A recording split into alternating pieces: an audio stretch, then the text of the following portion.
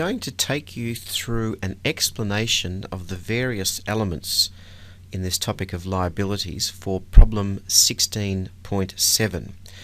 I've broken the problem up into a number of different components, so we'll look at the first one, which is the bills payable for Rigby Limited. And let me explain with the use of the ledgers, because I think it's easier to see what is happening in ledgers than to simply look at a general journal answer. So, what in fact has happened? If you look at the accounts payable credit balance, original credit balance of $8,000 on around about the 5th of January, we owed Rigby Limited $8,000, but we couldn't pay.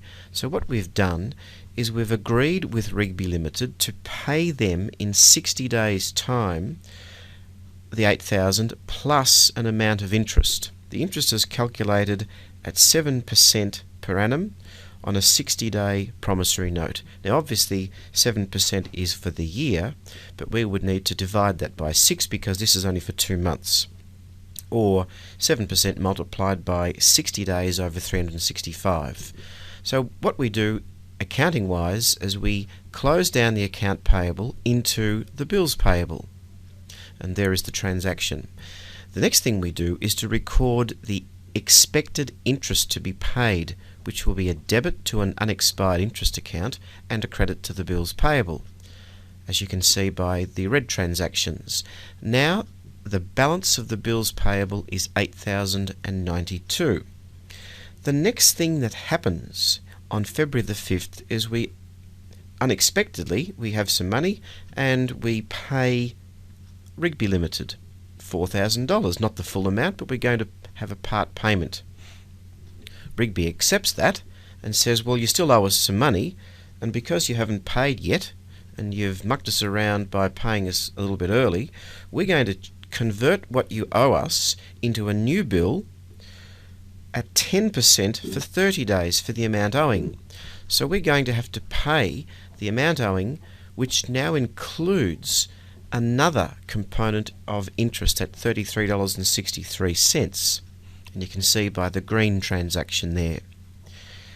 The next thing that happens is on March the 7th we actually pay Rigby for that the 5th of February bill. So we now pay them the $4,125.68 owing. And that wipes out the debt, the bills payable, and you can now see the amount of interest expense which has been converted from unexpired interest, a current asset, into an expense account. So that is basically what we do in this example. Now this is a very strange example because normally we would not be paying before the due date of the bill without some sort of explanation. There was none given, so this is the simplest response.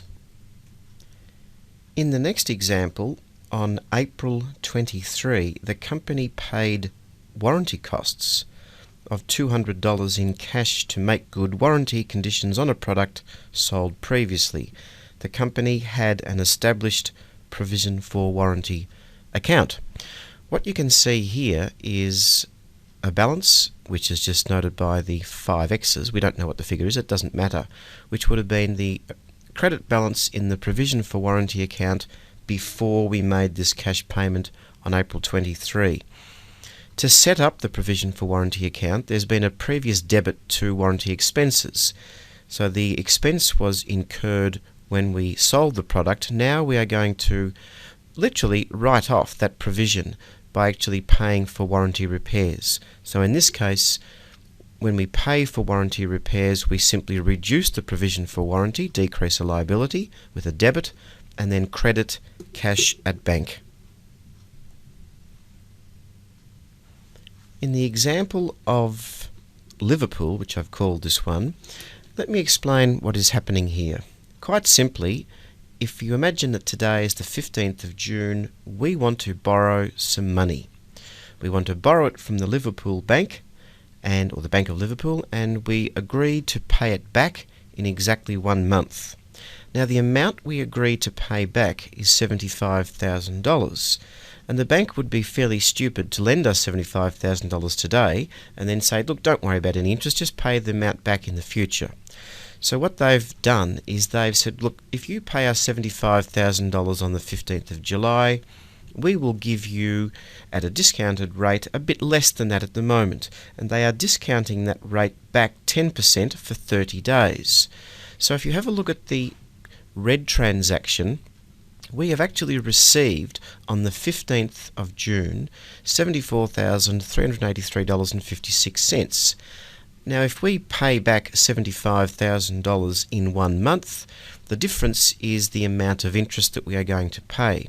So the green transaction is recording in advance the amount of interest that we will pay of $616.44. Because the accounting period ends on June 30, that's just one date that we've chosen. At the end of June 30, for that month, we've just converted the unexpired interest into the interest that we've incurred up until that date, and we've sent that into the interest expense account of $308.22, which is halfway. And then on the 15th of July, we are going to pay back the full amount of money that we owe. Look at the light blue transaction where we debit bills payable and credit cash at bank with the full $75,000, and on the same day we convert the final part of the unexpired interest into the interest expense account. In this next one, which I've called Rita, this is a very, very simple one that we've done many times before. It is simply the purchase of inventory on credit on the 10th of September on credit terms of 2% 10 days net 30. Remember, there's no GST in this problem. And then we are going to pay Rita Limited on September the 19th the amount owing. Now obviously we've been given a 2% discount, so we are going to get the benefit of paying back not the full $12,000 but $11,760. So you can see here exactly what's happened. The Lucy Supplies example is a relatively simple one. Imagine that on the 1st of November we have an account payable, Lucy Supplies, and we owe them $12,000. However, we can't pay. So we agree with them to pay in 90 days' time, 3 months. We agree to pay our $12,000 plus a 9% per annum bill over that 90 days.